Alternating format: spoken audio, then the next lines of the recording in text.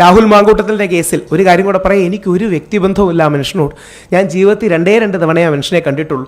ഈ ഒരു വൈരുദ്ധ്യം എന്ന് പറഞ്ഞാൽ ഞങ്ങളുടെ പുരുഷ കമ്മീഷൻ ബില്ല് വരുന്നതിനെ തടയാൻ ശ്രമിച്ചതും ശ്രീ വി ഡി സതീശനിൽ ഇടപെട്ട് പുരുഷ കമ്മീഷൻ ബില്ല് ശ്രീ എൽദോസ് കുന്നപ്പള്ളി അവതരിപ്പിക്കരുത് എന്ന് ശക്തമായി അന്ന് സമ്മർദ്ദം ചെലുത്തിയത് രാഹുൽ മാങ്കൂട്ടത്തിലാണ്.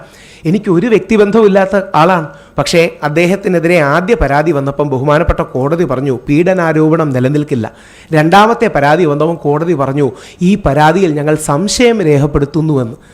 അപ്പോൾ ഒരു വ്യക്തിയെ ഇങ്ങനെ കടന്നാക്രമിക്കുമ്പോൾ അയാൾക്കും ഒരു അമ്മയില്ലേ, അയാൾക്കും വീട്ടിൽ ആൾക്കാരില്ലേ, അവർക്ക് മക്കളില്ലേ? ഈ അതിജീവിതയെ, പരാതിക്കാരിയെ, ഇരേ ഏത് വാക്ക് വിളിച്ചാലും ഏറ്റവും ബഹുമാനത്തോടെ നമ്മൾ കാണണം. അപ്പുറത്ത് നിൽക്കുന്ന ആണിനും ഇതൊക്കെ ഇല്ലേ? ഇതിൻ്റെ പേരിലാണ്, ഇത് പറഞ്ഞതിൻ്റെ പേരിലാണ് ഞാൻ 16 ദിവസത്തോളം കിടന്നത്. ഞാൻ എൻ്റെ ഡീറ്റെയിൽസ് പറയുന്നില്ല. കാര്യം ആ പെൺകുട്ടി വിവാഹിതയാണ് എന്നടക്കമുള്ള കാര്യം മാധ്യമങ്ങൾക്കറിയാമെങ്കിലും ആരും അറിഞ്ഞില്ല. അത് വെളിയിൽ കൊണ്ടുവന്നത് ഞാനാണ്. അതിൻ്റെ പേരിലാണ് എന്നെ അറസ്റ്റ് ചെയ്ത് 16 ദിവസം ജയിലിലിട്ടത്.